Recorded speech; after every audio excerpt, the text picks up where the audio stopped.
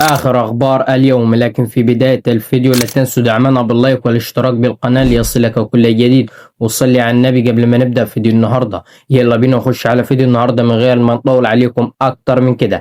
إسبانيا بطلة كأس العالم 2026. توج المنتخب الإسباني بكأس العالم 2026 بعد الفوز على الأرجنتين 1-0 في النهائي. بعد الأشواط الإضافية سيطرت إسبانيا على معظم أحداث المباراة، لكن تألق الحارس إيميليانو مارتينيز أبقى التعادل قائما حتى الوقت الإضافي. وفي الدقيقة 106 نجح فيران توريس في تسجيل هدف المباراة الوحيد ليمنح إسبانيا لقبها العالمي الثاني بعد مونديال 2010. ورغم محاولات الأرجنتين في الدقائق الأخيرة، حافظ الإسبان على تقدمهم حتى النهاية ليتوجوا بطلا لكأس العالم. الغموض يسيطر على مستقبل المغربيين أشرف داري ورضا سليم داخل النادي الأهلي وفي ظل استعداد الفريق للموسم الجديد، وتبدو فرص رضا سليم في الرحيل أكبر بعد اهتمام أندية من الإمارات وقطر بالتعاقد معه بعروض تتجاوز 1.5 مليون دولار، بينما لم يحسم الأهلي موقف أشرف داري حتى الآن، خاصة مع تمسك اللاعب بالحصول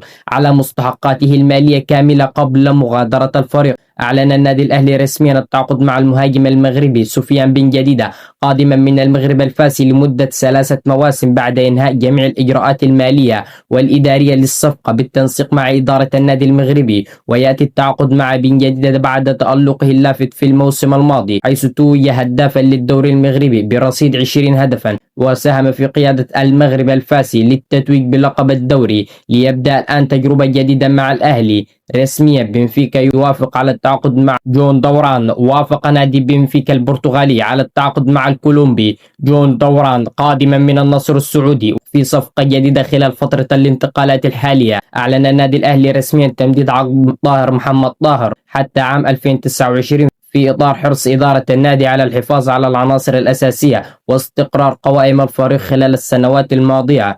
وجاء تجديد العقد بعد الاتفاق على جميع التفاصيل المالية والإدارية، حيث أعرب اللاعب عن سعادته بالاستمرار مع الأهلي، مؤكدا عزمه على بذل أقصى جهده لتحقيق المزيد في البطولات وإسعاد الجماهير. وخلال مسيرته مع الأهلي شارك طاهر محمد طاهر 213 مباراة، حيث سجل خلالها 26 هدفا وصنع 27 هدفا. كشف الإعلامي سيف زاهر أن النادي الأهلي حدد 8 ملايين دولار كسعر مبدئي للموافقة على بيع إمام عاشور، بينما حدد 5 ملايين دولار لبيع كل من زيزو ومصطفى شوبير. وأكد أن الأهلي قد يدرس رحيل أي لاعب من الثلاثي في حال وصول عروض بهذه القيم المالية، بينما لن تتم الموافقة على أي عروض أقل من ذلك في ظل سياسة النادي الجديدة للحفاظ على نجوم الفريق وتحقيق أكبر استفادة مالية من عقود اللاعبين. عايل كيليان مبابي يحقق الحذاء الذهبي لكأس العالم 2026 وللمرة الثانية على التوالي بعد تسجيله 10 أهداف في كأس العالم،